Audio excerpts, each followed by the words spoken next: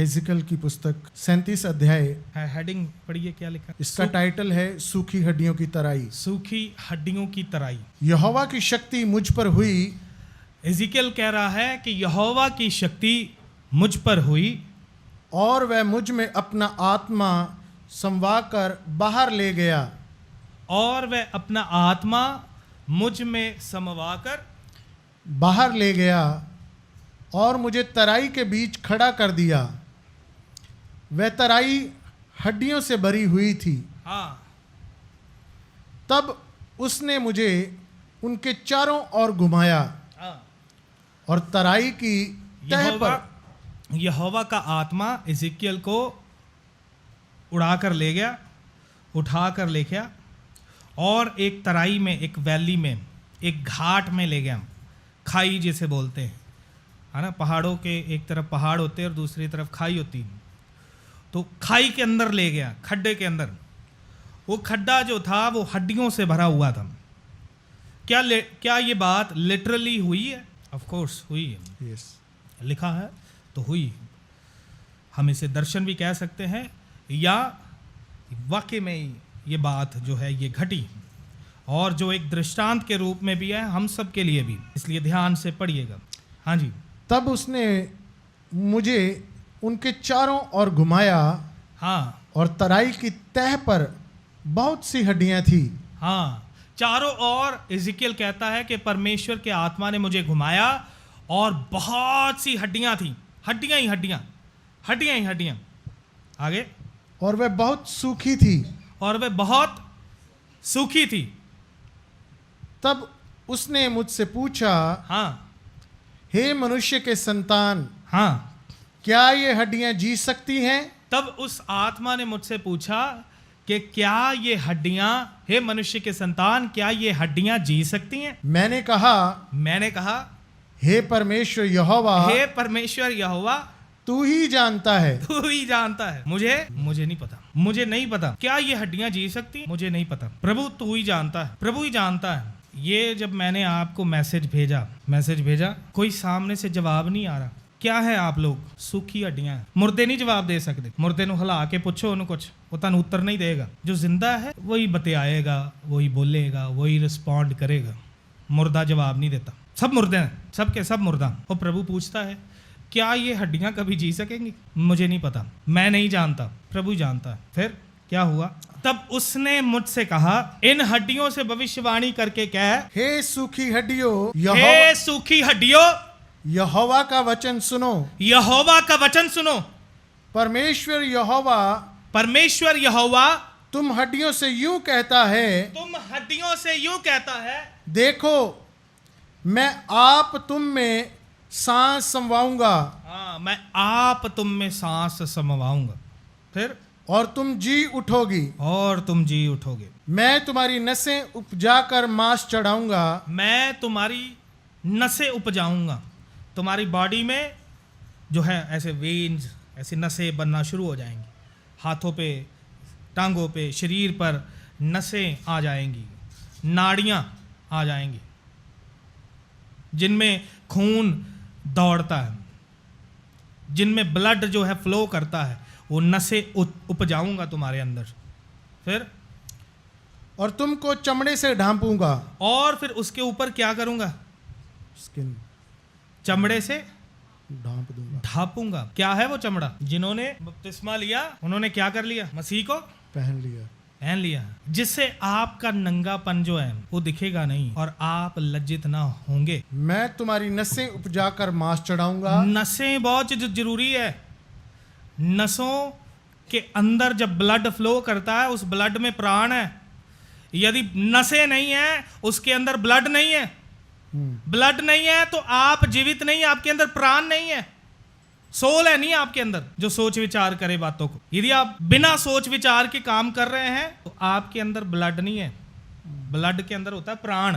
प्राण में होता है 3 चीजें होती हैं। हमारे इमोशंस, हम दुखी होते हैं, उदास होते हैं, खुश होते हैं, ये वो ब्लड में होता है। वो मन भी उसी में होता है। है जी, सोल के अंदर, ब्लड के अंदर होता है इमोशंस, सोल और हमारा डिसीजन मेकिंग, फैसला करने की शक्ति। जो अगर नसें नहीं है तो ब्लड नहीं है, ब्लड नहीं है तो ये तीनों चीजें नहीं है, प्राण नहीं है, मुर्दा जीवन है। तो जब नसें बनेगी, ये काम हुआ जब सलीब पर यीशु मसीह जान दे रहा था, ये काम हुआ जब यीशु मसीह मुर्दों में से जी उठा। बोलो मुर्दे जिंदा हुए। मत्ती का सुसमाचार में 27:52।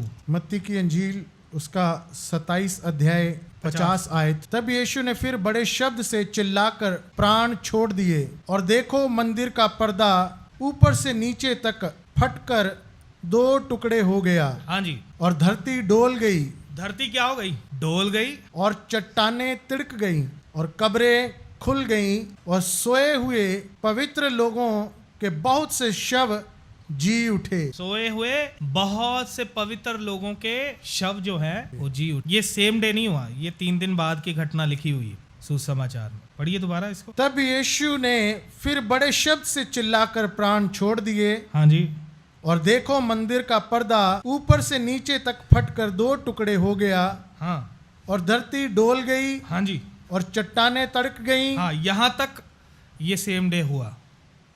इसके अगला जो वचन है वो तीसरे दिन हुआ। आगे। और कब्रें खुल गई। कब्रें खुल गई। और सोए हुए पवित्र लोगों के बहुत से शव जी उठे। हाँ, सोए हुए पवित्र लोगों के बहुत से शव जी उठे। पुराने नियम के जितने भी संत थे वे सब यीशु मसीह जब मुर्दों में से जिंदा हुआ उसके साथ ही उठ गए। उसके उठने के बाद वे शहर में गए, लोगों से मिले, बातें की। पढ़िए। और उसके जी उठने के बाद हाँ जी, वे कब्रों में से निकलकर हाँ, पवित्र नगर में गए। पवित्र नगर में गए और बहुतों को दिखाई दिए। हाँ, बहुतों को क्या भी किए? दिखाई दिए। लोगों ने देखा अब्राहम को, लोगों ने देखा पुराने नियम के संतों को, इसहाक को, याकूब को, एलिया को, एलीशा को। एलिया तो चलो ऊपर ही गया था, कब्र में नहीं था। एलीशा को और बाकी संतों को, पुराने नियम के जितने भी लोग थे जो अब्राहम की गोद में गए। लाजर जो अब्राहम की गोद में पहुंचाया गया वो भी इनके साथ ही है। लाजर और धनी की घटना जो है वो इससे पहले की घटना है, पुराने समय की घटना है। इसीलिए धनी व्यक्ति से अब्राहम कहता है कि उनके पास प्रॉफिट्स हैं, नबी हैं, उनके पास पुस्तकें हैं, दे हैव प्रॉफिट्स, नबी है उनके पास। तो क्या ये हड्डियां जी उठेंगी? बोलिए, क्या ये हड्डियां जी उठेंगी? फरीसियों का जीवन पता है यीशु मसीह क्या कहते हैं? कहते फरीसियों का जो जीवन है उनका जीवन कब्र के अंदर पड़ी हुई हड्डियों के जैसा। फरीसियों का जीवन कहता है वे बाहर से तो वाइट वॉश की हुई, बाहर से क्या है? सफेदी मारे हुए कब्रों के समान है, और अंदर क्या है? हड्डियां, सड़ाहट। पढ़िए वो वचन 23 अध्याय में। हे कपटी शास्त्रियों और फरीसियों, हे कपटी शास्त्रियों और फरीसियों, तुम पर हाय, तुम पर हाय, तुम चूना फिरी हुई कब्रों के समान हो। तुम चूना फिरी हुई क्या हो?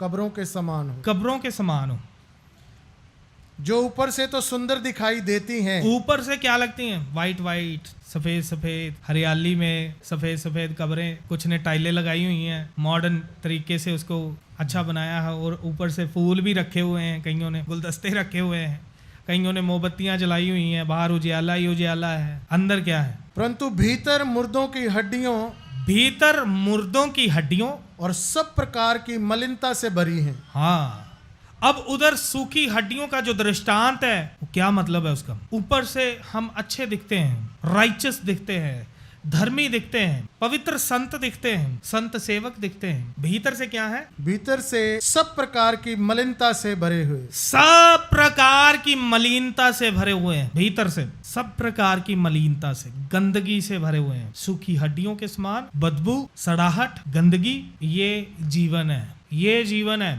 विश्वासियों का भी और पासवानों का भी। अंदर का जीवन कैसा है? सूखी हड्डियों की तराइयों में जैसा, जहां पर इज़िकियल को खुदावंद का रूह उड़ाकर ले गया, ऐसा जीवन है। अंदर से खोखले हैं। फिर इसी रीति से तुम भी ऊपर से मनुष्यों को धर्मी दिखाई देते हो। हाँ, इसी प्रकार से तुम भी मनुष्यों को ऊपर ऊपर से धर्मी दिखाई देते हो। धर्मी दिखाई दे। कैसा जीवन है फरीसियों का? बोलिए। उधर वो जो इज़िकियल 37 अध्याय में जो हड्डियों, सूखी हड्डियों की तराइयों में हड्डियां पड़ी है ना, वे सारे के सारे वो लोग हैं जो अपने आप को दिखाते धर्मी हैं, लेकिन अंदर ही अंदर हड्डियां हैं, बदबूदार जीवन है, मलिनता से भरा हुआ है, सड़ाहट ही सड़ाहट है, अधर्म से भरा हुआ जीवन है। और क्या है? कपट से भरा हुआ और अधर्म से भरे हुए हैं। अधर्म से भरा हुआ जीवन। सारी मलिनता से भरा हुआ जीवन। लेकिन यदि ये प्रभु का कलाम सुने तो हो सकता है जी भी उठे। यदि प्रभु का कलाम ध्यान से सुने कि कहता क्या है, सिर्फ हाजिरी नहीं, सिर्फ ऐसा नहीं कि आ गए मुंह दिखा दिया, मुझे मुंह दिखाने के लिए ना आओ। मैं तुम्हारी नसें उपजाकर मांस चढ़ाऊंगा। नसें उपजाकर परमेश्वर कहता है मैं मांस चढ़ाऊंगा और तुमको चमड़े से ढांपूंगा। हाँ, चमड़े से क्या करूंगा? ढांपूंगा। ये चमड़ा क्या है? जो अदन बाग में उनका नंगापन दूर करने के लिए उनको चमड़ा पहनाया गया।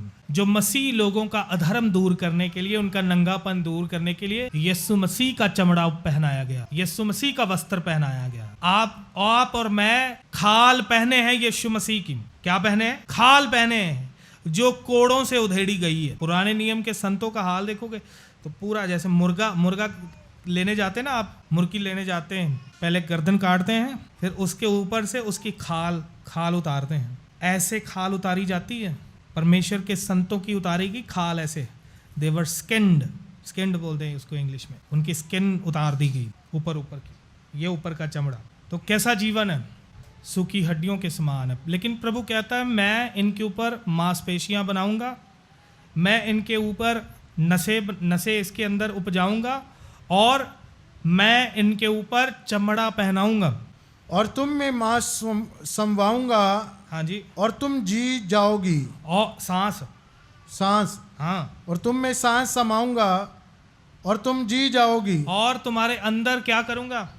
सांस। ये सांस खुदावन का रूह है। खुदावन की सांस क्या है? खुदावन का रूह है। पढ़िए प्रभु। मुझे परमेश्वर के आत्मा ने बनाया है। मुझे परमेश्वर के आत्मा ने बनाया है। और सर्वशक्तिमान की सांस से मुझे जीवन मिलता है। हाँ, सर्वशक्तिमान की सांस से हाँ मुझे जीवन मिलता है। हाँ, मुझे जीवन मिलता है। अय्यूब 32:7 और 8 वचन।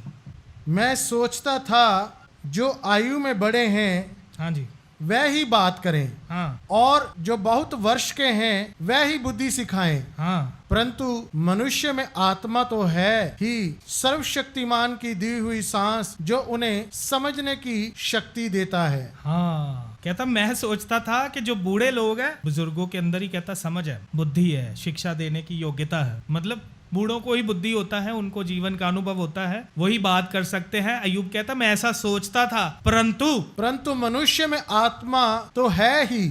मनुष्य में आत्मा तो है ही, सर्वशक्तिमान की दी हुई सांस हाँ। जो उन्हें समझने की शक्ति देता है। खुदावन ने जब सांस फूका सूखी हड्डियों के ऊपर, क्या आया? बोलिए, जिंदगी आई और समझने की शक्ति आई। खुदावन यीशु मसीह ने अपने चेलों के ऊपर फूका और कहा कि पाक रूह लो, उसकी सांस में पवित्र आत्मा है। क्या फूका है हमारे ऊपर? बोलो, पादरियों ने तो फूका होगा हमारे ऊपर। क्या सर्वशक्तिमान ने फूका है? बोलिए, पादरी फूकते माइक में और लोग गिर जाते हैं। क्या यहोवा ने फूका है? फूकने का अधिकार किसको है? बोलिए, पादरियों को, पास्टरों को अधिकार नहीं कि वो फूके। एक ही है जो फूक सकता है। फिर यही सांस जो है एक और काम करती है। ठीक है, और भी वचन पढ़ सकते हैं, अभी वो वचन नहीं मिल रहा जहां पर लिखा है कि सर्वशक्तिमान ईश्वर के सांस जो है वो खुदावन, वो मनुष्य का आत्मा। आप पढ़ते उत्पत्ति में परमेश्वर ने इस जीवन का श्वास फूका और मनुष्य जो था, वो बुत जो था, वो जीवित प्राणी हो गया।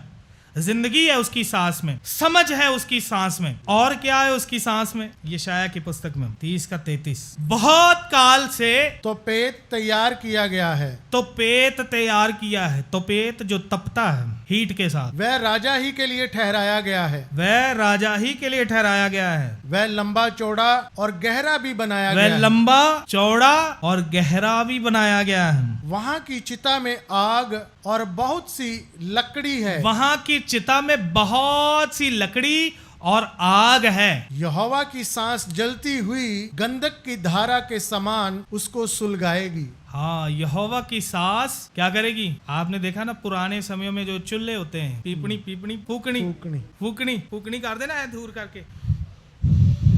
यहोवा की सांस से यहोवा फूकता है उसके अंदर फूकनी से, फिर वो आग सुलगती है, आग भड़कती है। ये काम भी करती है यहोवा की सांस, जीवन भी देती है और अंत में आपको उधर सेका भी देगी।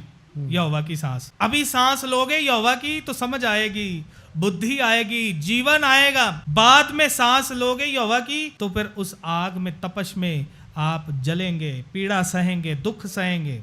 गंधक की धारा, गंधक की धारा बहती है। समझ लीजिए कि सदोम और गमोरा के ऊपर यहोवा ने क्या किया? आग और फूक मारी है उसके ऊपर। आग और गंधक की क्या आई? बारिश आई ऊपर से। यहोवा ने फूका है सदोम और गमोरा के ऊपर। बोलो कौन सी फूक चाहिए आप? जीवन की फूक चाहिए, जीवन की सांस चाहिए, या आग और गंधक की सांस चाहिए? दो तरह की हवा है। उधर लिखा है यहोवा की सांस उनमें आएगी और वह क्या हो जाएंगी? सूखी हड्डियां। और तुम में सांस समाऊंगा, हाँ, और तुम जी जाओगी, और तुम जी जाओगे। तुम जान लोगे बोलिए कि कौन सी सांस चाहिए? आग वाली सांस चाहिए या जीवन वाली सांस चाहिए? दोनों काम यहोवा के मुंह से होते हैं। फिर अंतिम दिनों में लिखा है कि यीशु मसीह धरती पर आएगा अपने मुंह की सांस से, अपने मुंह की फूंक से। पढ़ लीजिए वो भी वचन। तब वह अधर्मी प्रकट होगा, तब वह अधर्मी विरोधी मसीह प्रकट होगा, जिसे प्रभु यीशु अपने मुंह की फूंक से मार डालेगा। कैसे मारेगा उसको? ये सारे काम फूंक से ही होने हैं। आज प्रार्थना करना कि प्रभु मेरे जीवन में फूंक मार। प्रभु फूंक चाहिए तेरी, आग वाली नहीं, जीवन वाली, समझ वाली फूंक मार मेरे जीवन में। अभी नहीं यहोवा को बोलेंगे फूंकने के लिए तो बाद में ये वाली फूंक है। फिर कहता है वो विरोधी मसीह जो प्रकट होने वाला है, जिसे यीशु मसीह अपने मुंह की, whom the Lord will consume with the breath of his mouth, अपने मुंह के श्वास से मार डालेगा और अपने आगमन के तेज से भस्म करेगा, और अपने आगमन के तेज से भस्म करेगा। डरो यहोवा से। पढ़िए आगे उधर, सूखी हड्डियां। इस आज्ञा के अनुसार मैं भविष्यवाणी करने लगा, और मैं भविष्यवाणी कर ही रहा था कि एक आहट आई और भूढोल हुआ, और वह हड्डियां इकट्ठी होकर, बोलो उधर भी आया ना भूकंप, पृथ्वी क्या हो गई? डोल गई, चट्टानें तिड़क गई और हवाएं चली और मुर्दे कब्रों में से बाहर आ गए। मत्ती में हमने पढ़ा था। इधर भी लिखा है क्या हो गया? इस आज्ञा के अनुसार मैं भविष्यवाणी करने लगा, इस आज्ञा के अनुसार मैं भविष्यवाणी करने लगा, और मैं भविष्यवाणी कर ही रहा था, और मैं भविष्यवाणी कर ही रहा था कि एक आहट आई और भूढोल हुआ, और वह हड्डियां इकट्ठी होकर हड्डी से हड्डी जुड़ गई। Hallelujah, hallelujah. और वे हड्डियां इकट्ठी होकर हड्डी से हड्डी जुड़ने लगी। इस आज्ञा के अनुसार मैं भी नबूवत करता हूं, मैं भी भविष्यवाणी करता हूं। एक आहट आए और बुडोल हुए और सारी हड्डियां इकट्ठी होकर हड्डियों से हड्डियां मिलने लगे। यीशु मसीह के नाम से, यीशु मसीह के नाम से, यीशु मसीह के नाम से। Thank you Lord. Hallelujah, hallelujah, hallelujah. फिर आगे पढ़े। मैं देखता रहा कि उनमें नसें उत्पन्न हुई। खुदावंद मैं भी देखूं खुदावंद कि इन सूखी हड्डियों में नसें उत्पन्न हों। Hallelujah, hallelujah. और मांस चढ़ा और वह ऊपर चमड़े से ढंप गई, और इनके ऊपर खुदावंद यीशु मसीह का चमड़ा इनको ढके, परंतु उनमें सांस कुछ न थी। सांस कुछ नहीं है अभी भी। तब उसने मुझसे कहा, हे मनुष्य के संतान, सांस से भविष्यवाणी कर, और सांस से भविष्यवाणी करके कह, हे सांस, परमेश्वर यहोवा यूं कहता है, चारों दिशाओं से आकर इन गात किए हुए में समा जा कि ये जी उठें। Hallelujah, hallelujah. खुदावंद यीशु मसीह नासरी के नाम से मैं चारों और हवाओं से, तेरी सांस से भविष्यवाणी करता हूं। यीशु मसीह के नाम से इन घात किए हुए लोगों के अंदर तेरी सांस आए। यीशु मसीह के नाम से, यीशु मसीह के नाम से आए, ये मुर्दा जी उठे। Hallelujah, hallelujah. उसकी इस आज्ञा के अनुसार मैंने भविष्यवाणी की, तब सांस उनमें आ गई। हालेलुया। और वह जी कर अपने अपने पांव के बल खड़े हो गए। हालेलुया। खड़े हो जाएं अपने पांव पे, पांव के बल खड़े हो जाएं।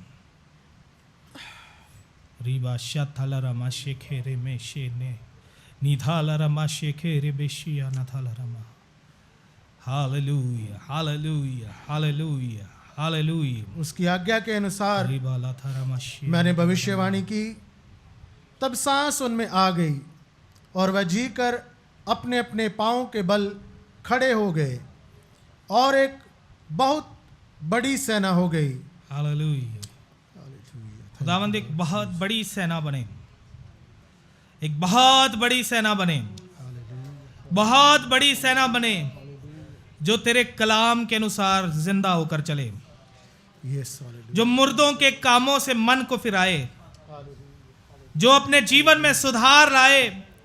खुदावंद इस समय सूखी हड्डियां जी उठे यीशु मसीह नासरी के नाम से।